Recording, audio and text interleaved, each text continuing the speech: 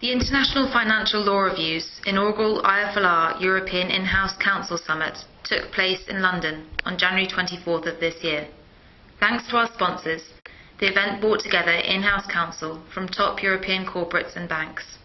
There was special focus on matters relating to financial law, including M&A, capital markets and competition.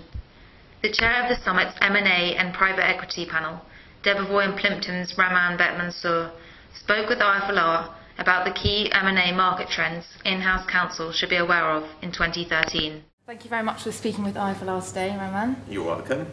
My first question concerns key transactional terms. The evolution of such terms will be a dominant concern in European M&A this year. How do you expect macroeconomic stability will affect the implementation of conditionality in material adverse change clauses in particular? Very interestingly, we don't see material adverse change or MAC clauses in European transactions. They are very, very rare. We rarely come across them. In the transactions in the US, we do see them a little bit more often than we see them here in Europe. But even in the US, the MAC clause just generally does not pick up general macroeconomic material adverse changes. For example, generally it's market practice now to expressly exclude from MAC clauses things like financial meltdowns, acts of terrorism, or acts of war. So even when we do see MAC clauses, they're generally tied to material adverse change in the business itself. In other words, in the business that's being bought, and not something that is general, that's more tied to macroeconomic conditions. Okay. And who do you see being more aggressive on the buy side of the market? Well, for now, it's definitely the trade buyers. There's no doubt about it.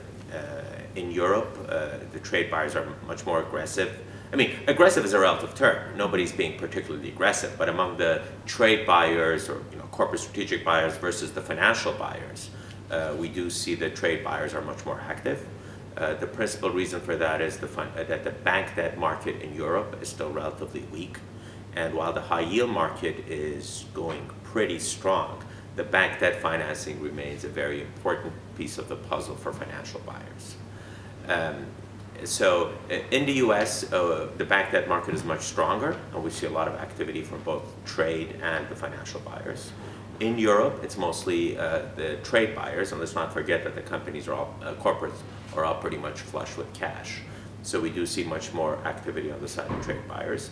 Private equity or financial buyers, we see a little bit here and there, but not a lot of them. But as the bank market conditions get better, which they will over time as banks work out their problems and are more ready to engage in this business, we'll probably see more activity on the financial buyer side as well. Now, another thing that's interesting is we're seeing a lot of club deals. We're seeing more and more of trade and PE firms joining up together to do a deal. It helps the financial buyers because the corporate buyers help assure the financing of the transaction and that they're flush with cash.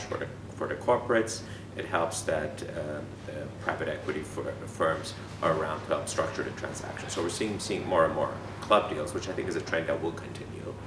And the last thing that's interesting is I believe we're going to see more hedge funds get active in this space. In other words, firms that we've traditionally looked at as hedge funds that would invest really in public securities.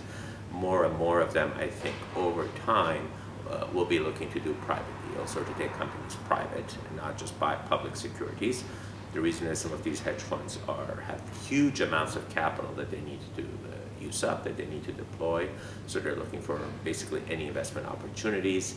And they have created many different side pockets where they're allowed to invest in private securities and they don't have to invest in public securities only. So I could see them. I think that's something that will happen over time.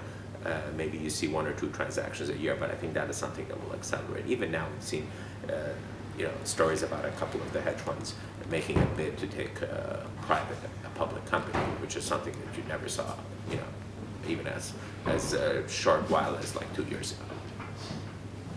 Okay, and finally, are there any other market trends in-house counsel should be aware of in 2013? Well, I think the market trend, I don't want to say I think that what's been happening the last couple of years will continue, that there'll be a lot of volatility, there'll be a lot of uncertainty and volatility about getting deals done.